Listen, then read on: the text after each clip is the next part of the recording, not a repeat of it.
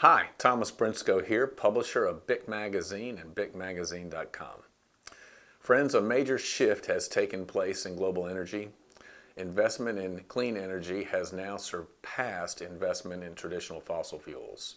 5 years ago, for every dollar invested in fossil fuels, about the same went to clean energy, but since then, a huge gap has opened. This year, for every dollar invested in fossil fuels, $1.70 is going into clean energy. This is because in the United States, both the $400 billion Inflation Reduction Act and individual corporate investment strategies linked to ESG have just been huge drivers for this shift. Energy independence and energy dominance used to be key American successes, especially in the 2010s. But over the last several years, instead of pressing for energy independence and return on investment, investors pressed oil companies to show how they were working to reduce their climate footprint to facilitate net zero emission goals pushed by the International Energy Administration. At the same time, President Biden has waged war on fossil fuels, doing everything he can to shut them down. Inflation followed, of course, with energy prices up 33% and trickling down into every other facet of the economy. Grocery prices are up nearly 20%. But I think the tide could be turning on these policies. An inflationary hit to the pocketbook will tend to wake up the casual slumber. People, as it turns out, don't really want expensive energy. And this expensive energy is challenging people to ask, how green is this green energy? How much is the climate really changing, and how much of that change is man-made? It's fair game now to consider the net positive effects of oil and gas instead of just repeating environmentalist sirens of worst-case scenarios. People know intuitively that cost-effective energy is essential to an abundant, prosperous, and safe world.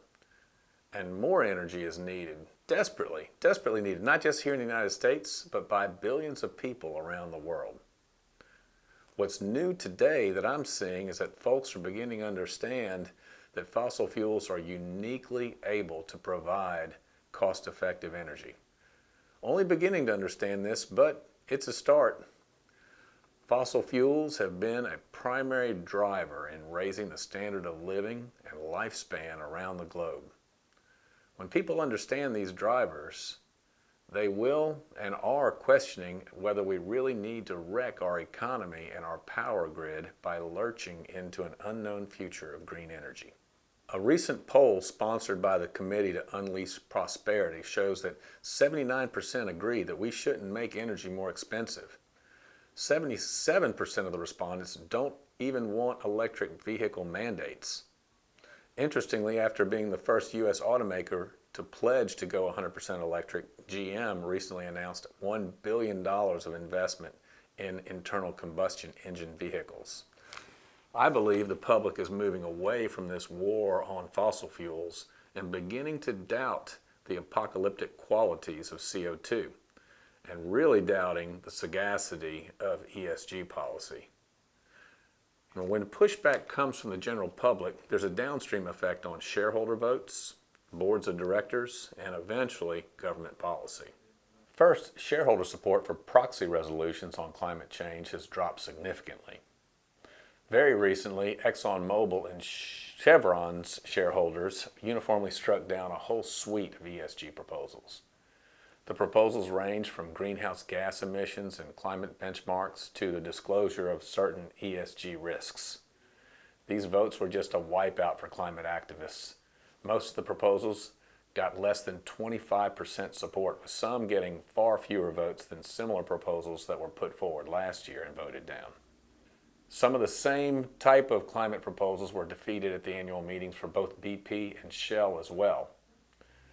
Industry executives there argued that some of the climate-related proposals would backfire and even leave the economy worse off. These votes clearly demonstrate how shareholders have backed off pushing major oil companies to embrace certain climate goals. And filled with ESG fervor, many in business have incredibly forgotten that unprofitable is the equivalent of unsustainable. Contrarian ExxonMobil chief executive Darren Woods said recently that his company had benefited from investing in fossil fuels when everybody else was pulling back. Now, other firms are beginning to follow suit. Shell's Renewable and Energy Solutions division lost $6.4 billion in 2022. Shell's now actively selling some of its green energy business units. The executive vice president of that division said, quote, "The things we've been less successful with, we need to scale back or stop," unquote. And it's not just the energy majors turning from ESG initiatives. Top U.S. banks also recently voted down ESG resolutions calling for lenders to wind down new fossil fuel financing. These votes were a major setback for climate activists who had hoped for new constraints on oil and gas. Resolutions like these only won about 10% of the support at Citigroup, at Bank of America, and Wells Fargo. This bodes really well for the smaller independent oil and gas firms who, as a strong rule, can't finance their own growth. The pushback against ESG measures has also hit investment firms such as BlackRock, which is facing potential boycotts in Texas and other red states. Republican officials in Florida, Texas, Louisiana, and South Carolina pulled more than $4 billion in pension and investment funds from BlackRock. Perhaps the most important and illuminating thing I think I can share with you today is a quote from ExxonMobil that was contained in an SEC filing last month.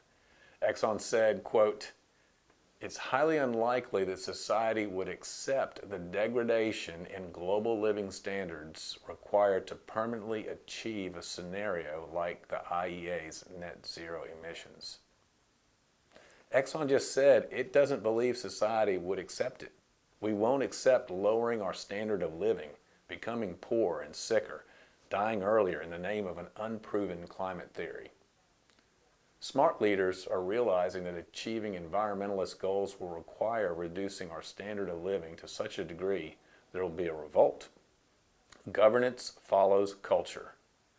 I believe that we all share an opportunity to correct the record on the value of fossil fuels. Fossil fuels are part of every facet of our modern life.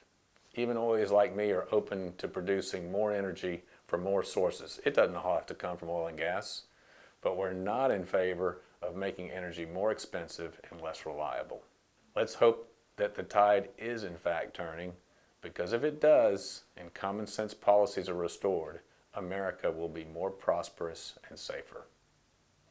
If you're not already following us on LinkedIn and Twitter, please do so, and we appreciate your readership. God bless.